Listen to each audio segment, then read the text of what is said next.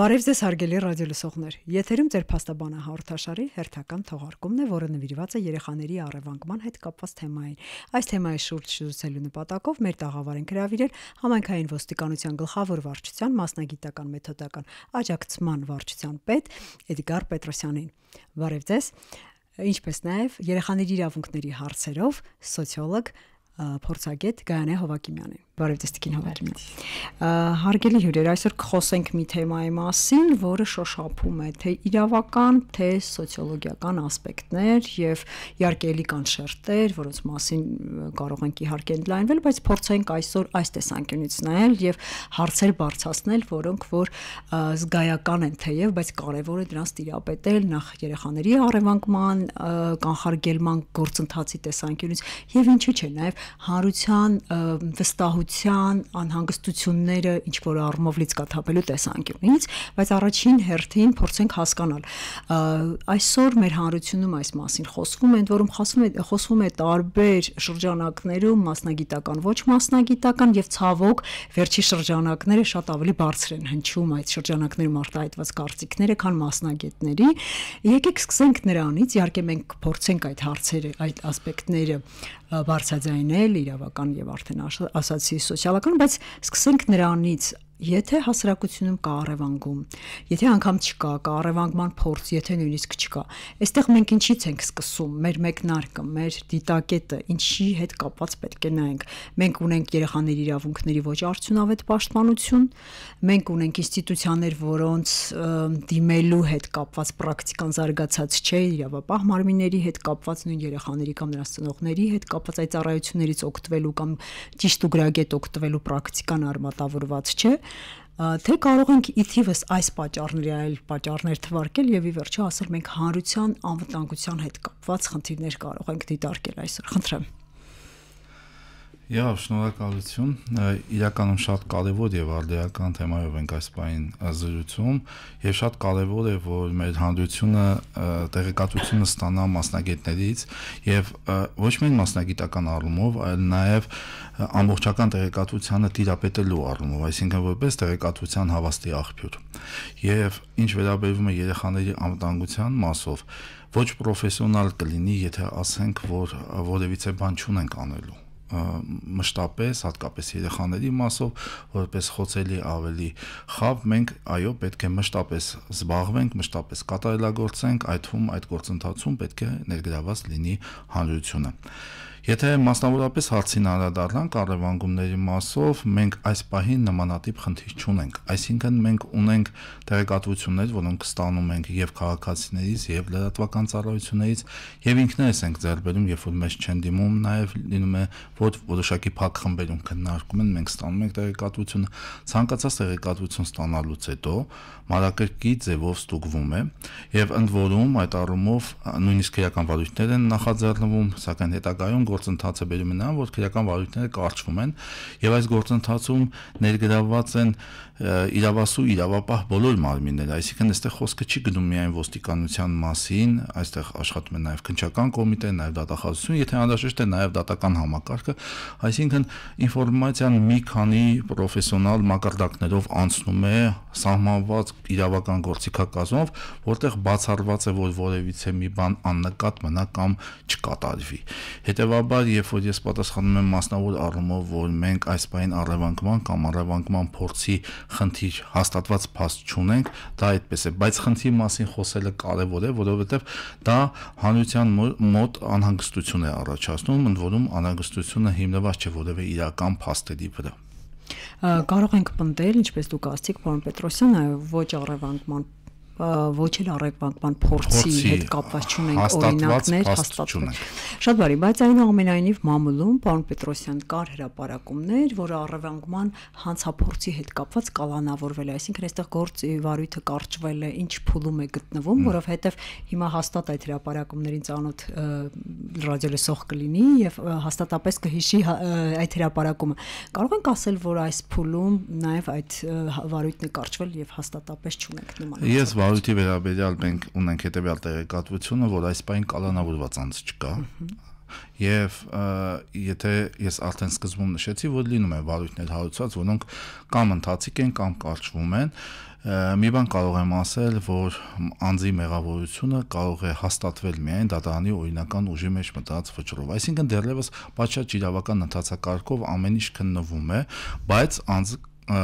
կալանքի մեջ գտնվող անձ առևանգման կամ ձեր ասած գործով մեր տեղեկություններով չկա։ Ուրեմն մեր հանրությունը կարող է հանգիստ լինել, մենք կանդրադառնանք հարցի սոցիալական այսպես արձագանքին, որովհետև շատ կարևոր է հանրության վրա մեծ բացասական ազդեցություն է խորը ունենում։ Խնդրեմ, պարոն Պետրոսյան։ Ես ճիշտ ասած չնշեցի, բայց դա էլ է շատ կարևոր, եթե օրինակ որոշակի վիճակագրություն ցանկանան պահանջեն եւ ստանան հանրության մեր ներկայացուցիչները, այսինքն Հայաստանի Հանրապետության ներքին գործերի նախարարության ինֆորմացիոն կենտրոնի վիճակագրությունը կարող են տեսնել, որ օրինակ կան առևանգումով հարուցված քրեական վարույթներ, անչափահասի առևանգումով, բայց ես այստեղ ցանկանում եմ պարզաբանեմ, որ նույնիսկ դա էլ է շատ կարևոր, որպեսզի տարընկալման առիթ չհանդիսանա։ Դրանք այն դեպքերն են, որոնք վերաբերվում են ամուսնության նպատակով կատարված վաղ ամուսնության, այո, 18 տարին չլրացած առևանգումը, ուղղակի քրեական վարույթները չեն կարծվում, քանի որ դրանք հանրային մեղադրանքի գործեր են, նույնիսկ եթե կողմերը հաշտվել են կամ արդեն ամուսնացած են։ Բարի, շատ կարևոր էր այս հստակեցումը հանրության տեսանկյունից վիճակագրությանը ծանոթանալուց, որպեսզի չպատասխանված չպարզաբանված հարցեր չլինեն։ Մենք կանդրադառնանք թե քրեական օրենսգրքով ինչ ասել է, առևանգում, նաև անչափահասի առևանգում, բայց եկեք նաև անդրադառնանք հանրության արձագանքին։ Ցավոք, վերջերս, ինչպես արդեն նշեցի հաղորդման սկզբում, կան տարբեր արձագանքներ, ընդ որում դրանք ցավոք նեգատիվ են, որովհետև այդ ինֆորմացիան հանրության կողմից վերլուծվում է շատ սուբյեկտիվ, վերլուծվում է տարբեր զգայական ինչ-որ իմպուլսների վրա եւ այստեղ մենք օբյեկտիվ գնահատականը չենք ունենում։ Այո, տարածվում է տեղեկատվություն, որոշ լրատվամիջոցներ երևի թե ոչ պատշաճ ձևով են անդրադառնում հարցին, աղբյուրները չեն մատնանշում կամ փորձում են մեկնաբանել այնպես, որ ինֆորմացիան բազմակողմ եւ ամբողջական սպառիչ չի տրվում, բայց ստացվում է արդյունքում, որ որևէ մեկը կամ շատերը չեն խորանում դրա մեջ եւ այսպես անհանգիստ զգայական մթնոլորտ է ստեղծվում։ Խնդրեմ, սոցիալական ազդեցության մասով, սոցիալական կապերի հանրության, ինչպիսին է ձեր գնահատականը այսօր մեր հանրության եւ տեղին է,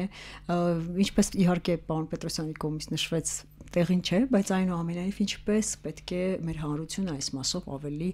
իրեն ուղղորդի, ավելի հանգիստ, ավելի կշռադատված վերլուծության եւ արձագանքի։ Երեխաների հետ կապված ցանկացած թեմա շատ զգայուն է եւ սա շատ բնական է, որովհետեւ յուրաքանչյուր ընտանիք կամ յուրաքանչյուր անձնավորություն դա դիտարկում է ուղիղ իրեն առնչվող հնարավոր վտանգի պրիզմայով եւ այստեղից էլ առաջանում է այդ տագնապայնությունը, հանրային ստրեսը, որը այո հաճախ ավելի խրախուսվում է ոչ ճիշտ ինֆորմացիոն աղբյուրների կողմից ու կարելի առաջանել ասել, որ դառնում է ինչ-որ մասսայական, այսպես հանրային հարց, երբ որ փաստորեն մենք տեսնում ենք, որ իրականում այդ խնդիրը առկա չէ եւ այդ խնդիրը այսպես մի կողմից կարելի ասել կեղծորակարգային խնդիր է, մյուս կողմից եթե նույնիսկ հնարավոր ռիսկային հարց է, ապա բոլորովին այլ տեսանկյունից պիտի դիտարկել։ Այստեղ երկու բան կա։ Առաջին հասկանալ, որ այո, քանի որ մենք ապրում ենք շատ ավելի գլոբալ ինֆորմացիոն եւ նաեւ փաստացի գլոբալ աշխարհում, այս ռիսկերը կարող են աճել, եթե մենք նայենք, շատ այլ երկրների, որտեղ այս ռիսկերը շատ իրական են եւ որտեղ ուղղակի անհնար է երեխային ձեռքը բաց թողնել հանրային խաղահրապարակում կամ խանութում, ապա մեր մոտ մենք գիտենք իրավիճակը շատ ավելի լավ է, մենք շատ հանգիստ կարող ենք մեր երեխաներին առանց ուղեկցության թողնել գնալ մոտակա դպրոց, խանութ եւ այլն եւ այլն։ Հետևաբար մենք պիտի շարունակենք ապրել այն ապահով ճանապարհով կամ այն ձևով, ինչ որ ապրում ենք, բայց դա չի նշանակում, որ մենք անտեսենք զգոն լինելու կամ գոնե կրթելու ծնողներին եւ երեխաներին կրթելու նվազագույն անվտանգության կանոններ։ Ընդ որում, երբ որ խոսում ենք անվտանգության կանոնների մասին, դա ոչ միայն ֆիզիկական զուտ առևանգումից պաշտպանվելու, այլ վթարի դեպքում պաշտպանություն, երթևեկության վերաբերյալ անվտանգություն, այսինքն այս երեխայի անվտանգության տարբեր բաղադրիչների մասին խոսելը եւ գրագետ խոսելը շատ ճիշտ է եւ այս տեսակով հասարակությանը կրթելը շատ ճիշտ է, բայց հասարակության մեջ առաջացնել տագնապ եւ այդ տագնապը ապա նաեւ ուղղորդել տարբեր այսպես կեղծորակարգերի, այդ թվում օրինակ, չգիտեմ, փորձելով կանխատեսել, կանխագուշակություններ անել, սա իհարկե ճնշում է հասարակությանը եւ սա որևիցե կերպ չի օգնում, որ ծնողները ավելի պատրաստ լինեն, այլ հակառակը իսկապես խաթարում է ծնողների հոգեկան առողջությունը։ Շատ կարևոր է այո այդ շեշտադրումը եւս արվեց, որ պատրաստ լինեն։ Մենք կանրադառնանք ինչպիսի գործողությունների հաղորդման վերջում ինչպիսի գործողությունների պլան, եթե այսպես անունը դնենք, առաջարկենք թե ծնողներին, թե երեխաներին, թե իրավապահ մարմինների հետ կապված սպասելիքների եւ իրենց արձագանքման դա կլինի դպրոց, ընտանիք, բակ եւ այլն, այնուամենայնիվ փորձենք անդրադառնալ ինչ է առևանգումը, հա, քրեական օրենսգիրքը ուղղակիորեն ասում է, որ ըստ էության երեխաների առևանգումը դա մարդու առևանգելն է, երեխաների չէ, ներողություն, առևանգումը մարդու առևանգելն է, անձի կամքին հակառակ կամ նրա կամքը անտեսելով կամ անօրինական վիճակը օգտագործելով, այլ վայր տեղափոխելն է, ներողություն, եթե բացակայում են քրեական օրենսգրքի մեկ այլ հոդվածով նախատեսված հանցագործության հատկանիշները, որն է պատանդ պահելը։ Խնդրում եմ, պարոն Պետրոսյան, իհարկե ոնց որ կանխատեսելի է, արդեն նշվեց, այս հոդվածի կիրառման պրակտիկաներ ինձ հետաքրքիր, երևի թե չափահասների վերաբերյալ պրակտիկան այլ է, անչափահասների հետ կապված, որտեղ անչափահասների մասով էլ իհարկե ավելի ազատազրկումը ավելի խիստ է նախատեսվում, բայց պրակտիկան երևի թե ձեր ասած բացառությունները վաղամսնության հետ կապված առևանգումների դեպքերը մի կողմ թողած, ինչպիսին է պրակտիկան։ Փոփոխություն չկա, հասկանում եմ, որովհետև չկա որևէ գործ, վարույթ հարուցված եւ չկա դատարանի օրինական ուժի մեջ մտած վճիռ, այնուամենայնիվ տարիների ընթացքում կամ մենք մեզ միշտ ասում ենք, հատկապես երեխայակենտրոն հասարակությունն ենք, մեզանում չի կարող լինել,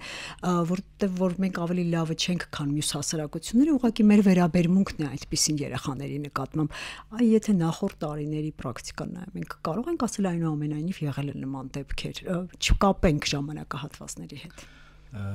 Ես կարող եմ ասել, որ նմանատիպ դեպքեր չեն եղել։ Ես նույնիսկ չեմ հիշում, անկեղծ ասած, վերջին 20 տարիների հայ երևի։ Այո, աշխատելով չեմ հիշում։ Շատ կարևոր է, այո, դուք նշեցիք, որ մենք մեր հանրությանը բարձրաբանենք, բացատրենք, որ եթե օրինակ կա քրեական վարույթ հարուցված, դա նշանակում է, որ դա ընդհանրապես ստուգման գործընթաց է, որը պատշաճ իրավական, բազմակողմանի, պրոֆեսիոնալ եւ այդ գործընթացի արկայությունը չի նշանակում հանցագործության դեպքի արկայություն։ Եվ եթե ես ձեր հարցին պատասխանեմ, ես համեմատելու տվյալներ չունեմ, որ հասցեմ փոփոխություն կա թե չէ, որովհետև ինչպես նախկինում են, այնպես էլ հիմա կա, ռիսկերը միշտ կան, այո, նշվեց, որ ռիսկերը միշտ կան եւ մենք պետք է պատրաստ լինենք անկախ նայած խնդիրը իրականում գոյություն ունի թե ոչ, որովհետև պրոֆեսիոնալ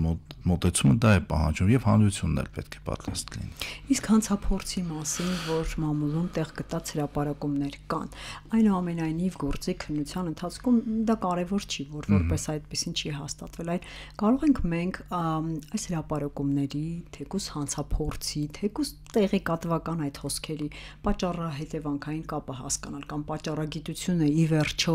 ինչու է մեզանում այնուամենայնիվ 10-15 ժամանակ առ ժամանակ միշտ է եղել, բայց ինչու այս ինտենսիվությամբ սկսվել է, ինչ որ սկսում են դասերը ուսումնական տարին, որոշ ժամանակ անց մամուլը անդրադառնում է նման, կարող են տարբեր պատճառներով օգտագործել, բայց եկեք հասկանանք ինչու է սա օգտագործվում ու հատկապես ընտանիքի ինստիտուտին է այսպես մարտահրավեր նետվում երևի թե։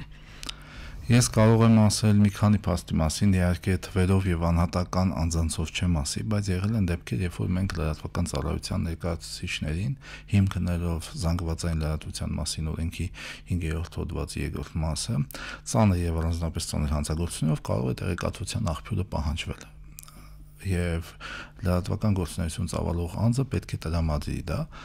Եղել են դեպքեր, երբ որ մինչև նույնիսկ քրեական վարույթի նախաձեռնելը մենք հրավիրել ենք, խոսել ենք եւ պարզվել է, որ իրենք չունեն ուղղակի տեղեկատվության աղբյուր։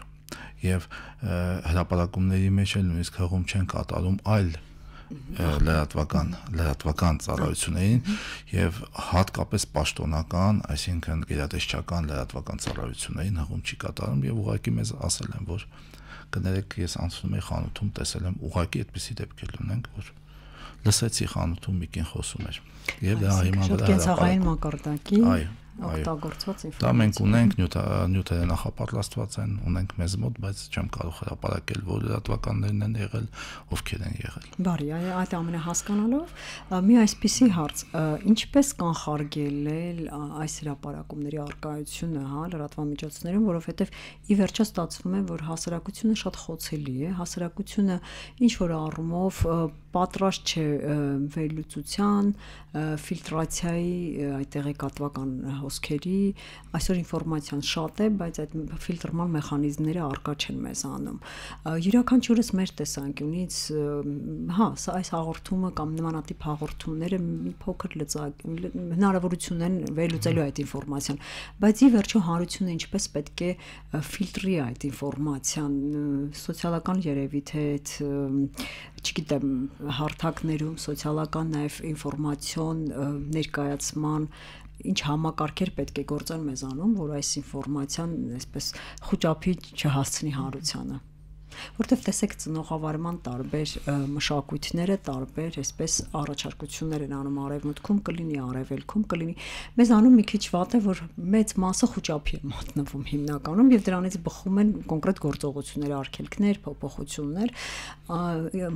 մասնավորապես անչափահասի պարագայում դրանք բոլորովին այլ այսպես գործիքակազմ է գործում։ Այս պարագայում ինչպեսին պետք է լինի մոտավոր, ինչ որ հնարավոր ունենք սխեմա։ Ես կարծում եմ, եթե այսեմ դեպքն է, որ իսկապես հանրային ընկալումները բավականին հեռու են իրականությունից եւ իհարկե այստեղ չենք մեղադրում հանրությանը, որովհետեւ հանրությունը այո պարտավոր չէ եւ դժվար է այդ ինֆորմացիոն հոսքի մեջ ստուգել, հասկանալ արդյոք սա ճիշտ փաստ է, արդյոք այստեղ կա հիմք։ Շատ զգայական տեղեկատվություն լինելով յուրաքանչյուր մարդ իսկապես վերցնում է տեղեկատվության առաջ բերած խոճապն ու վախը եւ դիտարկում, որ դա կարող է լինել հենց իր երեխան կամ իր մերձավորը։ Հետևաբար պետքա մտածել ոչ թե պետք է տարբեր գործիքներ ներդնել ու ինձ թվում է առաջինը երևի շատ կարեւոր կլինի պաշտոնական լրատվամիջոցների, օրինակ հենց ոստիկանության պաշտոնական պարբերական իրազեկումները եւ պարզաբանումները, այսինքն օրինակ երամսյակը մեկ կամ չգիտեմ, նույնիսկ դա կարող է լինել ոչ միայն տեղեկատվության միջոցներով, այլ հանդիպումների շրջանակում խոսել ես խնդիրների մասին, ստորաբաժանումների տարբեր մարզերի եւ համայնքներում խոսել ես խնդիրների մասին եւ փաստերով բնակչությանը ցույց տալ, որ խնդիրը արկա չէ, որ խնդրի նույնիսկ վտանգի դեպքում համապատասխան միջոցներ անմիջապես ձեռք են առնվում։ Այսինքն պաշտոնական տեղեկատվությունը շատ կարևոր է, որպեսզի յուրաքանչյուր ծնող զգա, որ դա այսպես հերկված կամ ոչ հավաստի լուր է։ Միևնույն ժամանակ իհարկե չպետք է միայն ասենք, որ սա ոստիկանության գործն է, հաճախ կրթական մարմինները կամ այսպես ավելի դուրս են մնում, որովհետև իրենք եւս չունեն ստույգ տեղեկատվություն, նույն դպրոցները, մանկապարտեզները վստահ եմ իրենք էլ են մտածում, արդյոք որն է ճիշտ, որը ոչ ճիշտ չի, բայց գուցե նաեւ անհրաժեշտ է, որ տարբեր մարմինների միջև այս մասին տեղեկատվություն գնա, որպեսզի, այսինքն երբ որ այդ տեղեկատվությունը դուրս է գալիս եւ գիտենք 2.5 միլիոն առնվազն Հայաստանի 3 միլիոն բնակչություն կարդաց եւ մտածեց դա խնդիր է, պաշտոնական խողովակներով այլ մարմիններին, այլ հաստատություններին գնան, որ այս լուրը չի համապատասխանում իրականությանը, հետեւապես իրենք էլ կարող են իրենց ամենօրյա հաղորդակցության միջոցով ծնողներին ավելի հանգստացնել, ավելի ճիշտ տեղեկատվություն փոխանցել։ Հետեւապես ձևերը եւ միջոցները շատ տարբեր են, այսինքն շարունակական ծնողավարմանը եւ կրթությանը զուգահեռ պետք է նաեւ այսպես ռեակտիվ քայլեր, եւ որ դեպքը տեղի ունեցավ հաջորդի այս պարզաբանումը, որը իսկապես կկանխի հետագա նոր կեղծ լուրերի շրջանառությունը։ Կարծում եմ դա կարող է աշխատել, որովհետեւ իսկապես երբեմն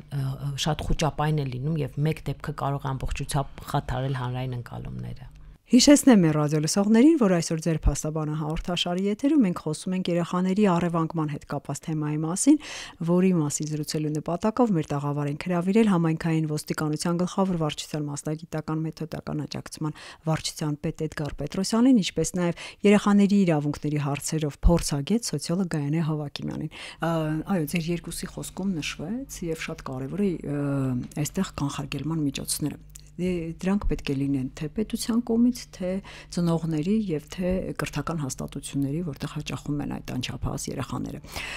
Շատ կարևոր շեշտադրումներ արվեց, օրինակ ինձ համար որպես ծնող, որը որ փորձում է, ես էլ անչափահաս երեխաներ ունեմ, որը որ փորձում է երեխաներին եւ ինքնուրույն դաստիարակել, բայց մյուս կողմից էլ լինել զգուշավոր բոլոր վտանգների, մարտահրավերների, փոփոխությունների նկատմամբ, ունենալ այս մարգինալ գիծը, հա, որտեղ է վերջանում իրենց զգուշավորությունը եւ ինքնուրույնությունը եւ աչալուրջ լինել։ Այնուամենայնիվ ես կընկալեի, որ այսօրվա մեր դպրոցը, հանրակրթական դպրոցը երեխաների հետ կապված աշխատանք տաներ, ինչու՞ չէ նաեւ միացյալ ոստիկանության ներկայացուցիչների հետ, դրանք կարող են միջազգային ծրագրերի տեսքով լինել, ամիսը կամ 2 ամիսը մեկ անգամ որևէ ոստիկան մոտենա, ներկայացնի օրինակ կանխարգելման ինչ միջոցներ պետք է արվի, թե ուսուցչուհու կողմից, թե երեխաների կողմից, երեխաների իրենք երեխայա ընկալման տեսանկյունից, բայց պատրաստ լինեն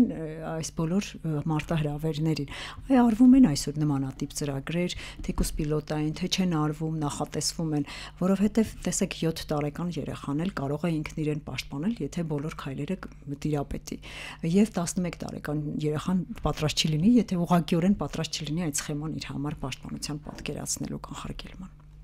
Եղավ, շնորհակալություն, շատ կարևոր բան եք ասում։ Գիտեք, մենք անցկացնում ենք այդ իրավական եւ ոչ միայն իրավական, ընդհանրապես իրազեկման եւ գիտելիքների փոխանցման գործառույթը կրթական հաստատություններում, դրանք բարբերաբար իրականացվում են որոշակի հաճախականությամբ։ Եվ այստեղ ես շատ կարևոր է, որ ընդգծենք ինչ խնդիր ենք մենք օրինակ տեսնում այս ընթացքում եւ որտեղից պետք է սկսեն նաեւ մեր ծնողները։ Նախ երբեմն այդ անվտանգության համակարգի խաթարումը երեխայի սկսվում է այն մոտեցումից, որ երեխային զրկում են որոշակի ինքնուրույնությունից։ Եվ երբ որ երեխային զրկում ենք մենք որոշակի ինքնուրույնությունից, նաև հնարավորություն չենք ստեղծում, որ երեխան կարողանա ինքնուրույն ռիսկային իրավիճակներում կարողանա ինքը իրեն պաշտպանել։ Տեղեկատվական առումով գիտելիքների պակասով մենք երեխաների զրուցելու ընթացքում օրինակ տեսնում ենք, որ իրենց վարքագիծը հիմնականում այնպիսին է, որը ոչ թե նվազեցնում է ռիսկերը, այլ մեծացնում է ռիսկերը։ Երբ որ երեխաների հետ քննարկում ենք այդ հարցերը, այսինքն ինֆորմացիան օրինակով հիմա կներկայացնեմ։ Եթե մենք քննարկում ենք, ոչ միայն ինֆորմացիա ենք փոխանցում, ուզում ենք հասկանալ երեխաները գիտեն դրա մասին, թե չէ, ծնողները ինչպես են պատկերացնում։ Օրինակ, եթե պայմանական ոտնձգություն ոչ միայն առևանգման մասով, տարբեր առումներով ընդունենք հափշտակության փաստ է տեղի ունենում, ցանկանում են որևէ երեխայից բջջային հեռախոս հարկադաբար վերցնել եւ փախնել ինչ-որ մի չափահաս անց։ Ինչ պետք է անի երեխան։ Երեխաների մեծ մասը ասում է, որ իրենք փորձեն պայքարել կամ եթե տեսնեն տագնապային իրավիճակ է, փորձեն զանգել ծնողին։ Իհարկե դրանք այնպիսի գործողություններ են, որոնք ռիսկերը մեծացնում են եւ ոչ մի օգուտ չեն տալու, եւ եթե կա օրինակ հափշտակության ռիսկ, տվյալ դեպքում կարող է առաջանալ նաեւ կյանքի եւ առողջության սպառնացող ռիսկ։ Եվ մենք պարզաբանում ենք, որ երեխան ոչ այդ իրավիճակում նախ պետք է քայլեր ձեռնարկել, որպեսզի չհայտնվել այդ իրավիճակում, իսկ դրա համար ինչ է անհրաժեշտ, որ օրինակ մարդաշատ վայրերով քայլել, եթե ճանապարհը նախընտրել այդ հատվածներով, միայնակ չլինի, եթե անհրաժեշտ է խմբով քայլել, եթե հայտնվել ենք անկախ բոլոր հանգամանքներից այդպիսի իրավիճակում պետք է դիմել փախուստի եւ օգնություն կանչել, ինչպես տարբերակել օրինակ ոստիկանին, ինչ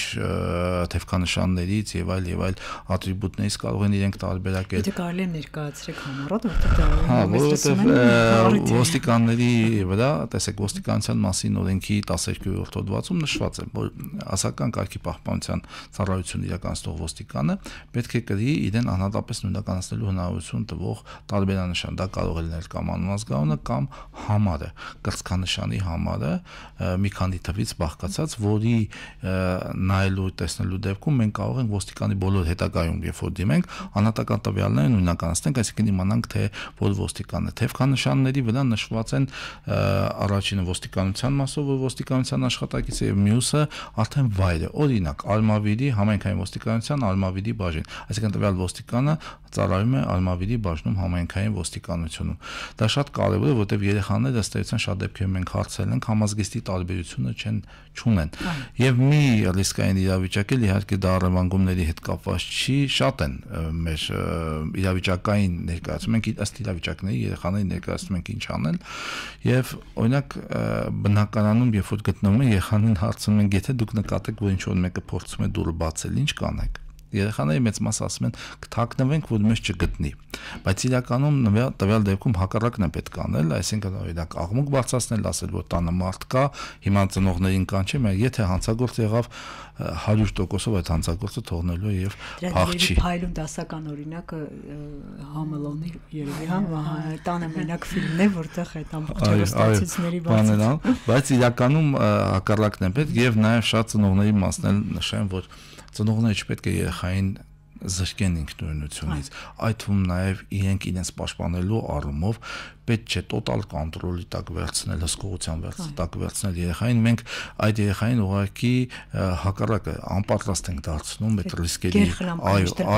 եւ պետք չի որ երեխաներին վախեցնել ոստիկանով, եթե օրինակ երեխան դասը լավ չի սովորում, որովհետեւ եղել են դեպքեր, երբ որ երեխաները ռիսկային իրավիճակում, գտնվելու ընթացքում անցել են ոստիկանի կողքով, բայց մինչդեռ իրենց օգնության կարիք կար, բայց քանի որ փոքրուց արդեն ոստիկանով վախեցել են, խուսափում են եւ չեն դիմում։ Այստեղ ծնողավարման խնդիրներ կա նաեւ կանոնների իմացության, խնդիրը փորձում են կարճ ձևով լուծել երեխայի հետ կապված, ասենք, ճնշելով, վախեցնելով, ազդեցություն գործելով, որ լուծի, մինչդեռ կարելի է ամեն յուրաքանչյուր տարիքին համապատասխան ծնողավարման կանոններ ուսումնասիրել եւ մոտեցում ցուցաբերել։ Այսինքն սա համալիր գործողությունների շղթա է, որտեղ եւ ոստիկանությունը անելիք ունի, եւ ուսուցիչը, եւ ծնողները, եւ նաեւ դասընկերները եւ միջավայրը Բաքում էլ է շատ կարեւոր, որ մենք այս կանոնները փորձենք պրոյեկցել։ Տիկին Հովակիմյան,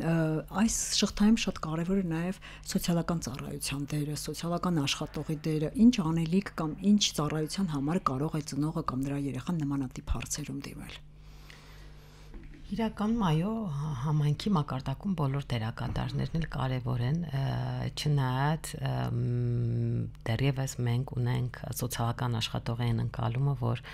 ավելի շատ լուծելու է սոցիալ-տնտեսական խնդիրներ, այսինքն նպաստի հետ կապված երեխայի ծննդյան նպաստը կամ հետո այլ խնդիրներ, այսինքն ընտանիքը հիմնականում հայտնում է սոցիալական ծառայությունների դաշտում, երբ տնտեսական խնդիրներ ունի, բայց անվտանգության խնդիրները իհարկե շատ ավելի կարևոր են, կրթվելու խնդիրները։ Օրինակ, երբ որ խոսեցինք, իսկապես այդ ծնող երեխա, դեռահասության տարիքից սկսած ծնողների եւ երեխաների տեղեկատվության աղբյուրները բոլորովին այլ էր, որտեղ երեխաները օրինակ Facebook-ում էլ չեն, երեխաները TikTok-ում են, Instagram-ում են, ծնողները Facebook-ում են, ու հաճախ իրանք լրիվ այլ իրականությունների մեջ են ապրում։ Այլ է դառնում կոնֆլիկտի կամ չհասկանալու պատճառ, այսինքն ծնողը անհանգստանում է մի բանի համար, որ իր իրականության մեջ է, երեխան ուրիշ իրականության մեջ է, այնտեղ ուրիշ վտանգներ կան, օրինակ նույն որոնք ինքն էլ չի իդենտիֆիկացնում, որոնք ինքն էլ չի, դա այնտեղ կարող է լինել արգելված կամ օրինակ հացանոթությունների կայքերին հայտնվելը, ընդ որում սա շատ այսպես էլի վտանգավոր է նույն առևանգման տեսանկյունից, այսինքն երեխաները հաճախ ծանոթանում են չափահասների հետ ծանոթության կայքերով, ծնողները դրա մասին նույնիսկ չգիտեն, երեխաները տեքստեր են ուղարկում, նկարներ են ուղարկում, որոնք ծնողները, այսինքն սա շատ բարդ է եւ սոցիալական ծառայությունների դերը ես կարծում եմ մի քիչ ավելի պետք է ընդլայնվի հասնելու ընտանիք, այսինքն այս պահին ընտանիքը ինքը այդ հարցերով չգիտի կամ չի կարողանում մոտենալ սոցիալական աշխատողին։ Հիմա այստեղ էլ պահանջում է, որ սոցիալական աշխատողները իհարկե անում են ծնողավարման միջոցով, տարբեր դասընթացների միջոցով, իրազեկման միջոցով, դա իրականացում է շատ մասսայական,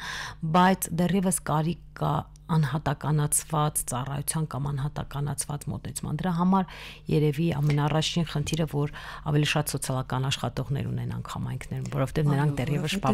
շատ քիչ են։ Արգելող օղակ կլինեն, երբեմն որ պարզապես իրավապահ մարմիններին չհասնի խնդիրը։ Միգուցե երեխաներ, որոնք որ կարող են դառնալ այս ամենի զոհ կամ որպես, չգիտեմ, տարբեր են իրավիճակները եւ այո, կարող են ընդլայնվել նաեւ մոտենալով ընտանիքին։ Եվ վերջում հարգելի հյուրեր, շատ կարճ յուրաքանչյուր եթե կարելի է այսպես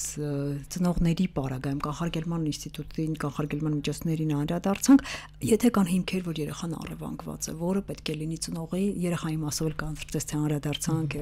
որոշակի առումով, ծնողի գործողությունների պլանը երկու կետից յուրաքանչյուրը եթե կարելի է, խնդրում եմ ասեք, ներկայացրեք։ Ես կարող եմ ասել, որ ամենակարևորը դա իհարկե անմիջապես իրավապահ մարմիններին դիմելն է, որևիցե այլ քայլ պլանավորել պետք չի այս իրավիճակում եւ գործողությունները համաձայնեցնել իրավապահ մարմինների հետ, այդ թվում նաեւ երեխային զանգելու հետ կապված կլինի, թե այլ միջոցներով փնտրելու եւ այլն, այսինքն պետք է դիմել եւ գործողությունները համաձայնեցնել իրավապահ մարմնի աշխատակիցների հետ եւ որքան էլ դժվար է, մենք բոլորս էլ ծնող ենք, շատ խոճապի պետք չէ մատնվել, որովհետև խոճապը ոչ մի օգուտ չի տալիս։ Այո, ռացիոնալ որոշումներից հեռու է պահում։ Շատ բարի, շնորհակալություն, դուք Տիկին Հովակիմյան։ Իհարկե սա այդ ամենաճիշտ լուծումն է, բայց ես նաև ավելացնեմ այն դեպքերում, երբ որ առևանգումը առերևույթ առևանգում է, բայց օրինակ նույն վաղամուսնություններն են կամ օրինակ ծանոթ հարաբերություններ։ Ես այս դեպքում ցանկանում եմ խորհուրդներ հարցնել, ավելի բայց միգուցե 12 տարեկան եւ ծնողը ենթադրաբար գիտի նաև երեխան որտեղ կարող է լինել գիշերը եւ այլն, այս դեպքերում իհարկե շատ զգույշ պիտի լինել եւ ես հասկանում եմ, որ ծնողները կարող են խուսափել օրինակ ոստիկանության դիմելուց ամենատարբեր պատճառներով, այստեղ կարող է ծնողը քննարկել համայնքի սոցիալական աշխատողի հետ դեպքը, կարողանալ հասկանալ դա ինչքանով է անվտանգ, եթե արդեն ժամանակային առումով ավելի երկար է տևում երեխայի բացակայությունը եւ դրա հիման վրա նոր ուղղորդվել, արդյոք դա պետք է գնա դեպի ոստիկանություն, թե չէ, բայց էլի աջակցող մասնագետ է պետք, աջակցող անձ է պետք, որովհետեւ միայնակ որոշում կայացնելը եւ հասկանալ արդյոք այս դեպքն է շատ դժվար կլինի ծնողին։ Շնորհակալություն եմ հայտնում շատ կարևոր թեմային անդրադառնալու համար, իրազեկելու համար եւ հիշեցնեմ ռադիոլսողներին, որ այսօր ձեր փաստաբանը հաղորդաշարի եթերում մենք զրուցում էինք երեխաների առևանգման հետ կապված հարցերի մասին եւ մեր հյուրերն էին Համայնքային ոստիկանության գլխավոր վարչության մասնագիտական մեթոդական աջակցման վարչության պետ Էդգար Պետրոսյանը եւ Գայանե Հովակիմյանը, ով երեխաների իրավունքների հարցերով փորձագետ է եւ սոցիոլոգ։ Շնորհակալություն եմ հայտնում հարգելի հյուրեր եւ հիշեցնեմ, որ ձեզ հետ է Նարինե Սոլոմոնյանը։